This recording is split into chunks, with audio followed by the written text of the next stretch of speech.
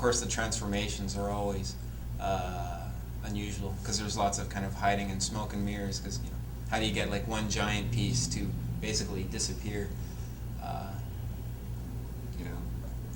Those would have been canned off though. It would have taken a few weeks of one really talented person to animate a transformation, and then that would be reused throughout. Yep. Yeah, I think it was quite an art form to get them to transform and look smooth and that.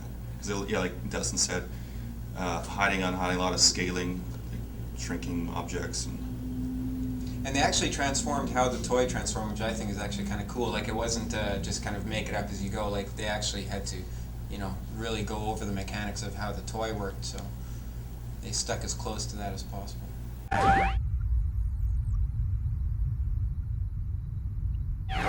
think just the trend is, for some reasons, going more photorealistic. Therefore, mocap was sort of the thing that came in afterwards. Beast Wars was completely keyframed, and I think that allowed us to actually add more style to the show instead of having something that was photorealistic. And I think that just added to more fun for the series, I think.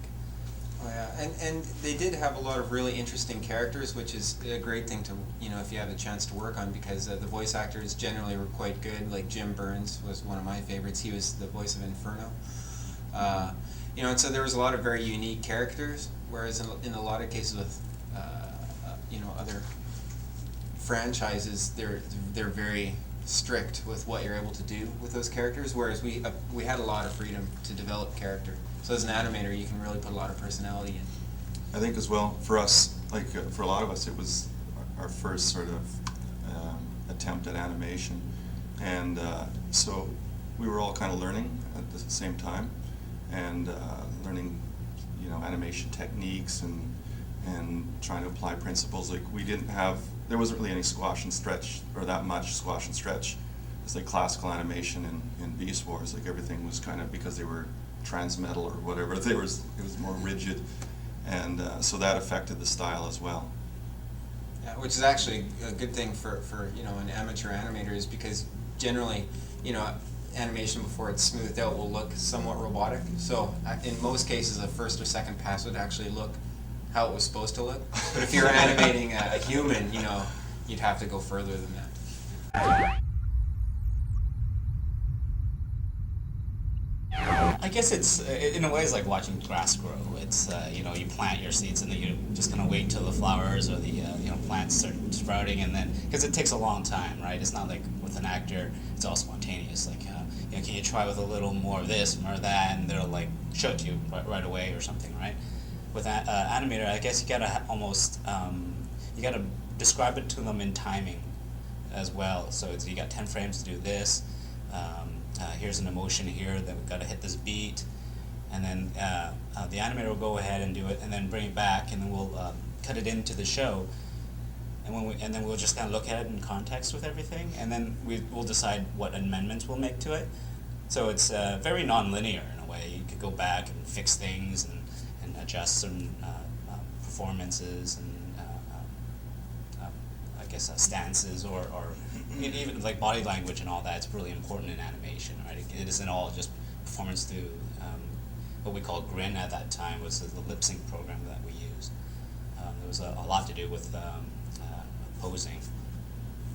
I think as well, like at that time, kind of in the infancy of, CG animation, because it really was, that there weren't a lot of animation directors. So Mainframe hired a lot of, live action directors.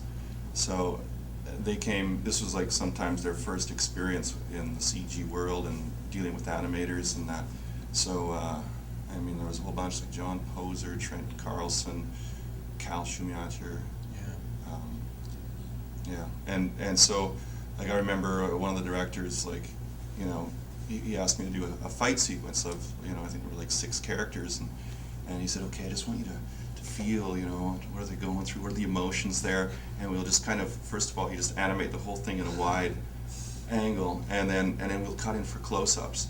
And I was like, as an animator, like, oh my god, That's a lot of work. Yeah, so I finally convinced him, like, let's not do that. Let's kind of like pick our moments. Because the interesting thing comparing live action to animation is that things that are very simple in one are very difficult in the other, and vice versa. Like in animation, it's really easy. Oh, I don't like that mountain. Move it over. Or the sun's in the wrong spot in the sky. Move it. But like to have somebody like stand up, walk over, and shake somebody's hand and sit down would take quite a while. To keyframe. So. Fantastic. We move mountains. Yeah. Shaking hands? No.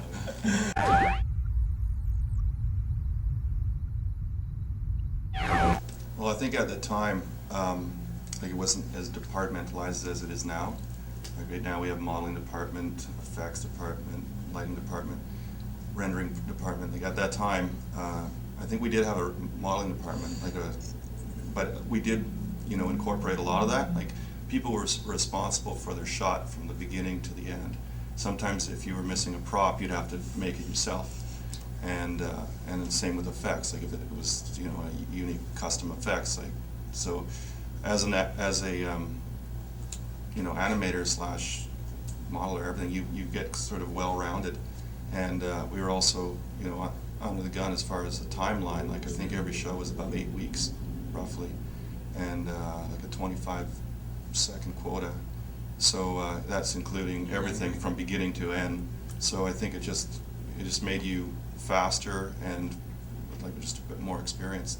Yeah, it was an awesome introduction to the industry because, like Conrad said, we literally started modeling, animated, then lit it, and then in most cases did effects and rendered and comped and everything. So it taught you pretty much the entire, start to finish of the process. And then people, if they specialized, then they could, later on we ended up, going into departments.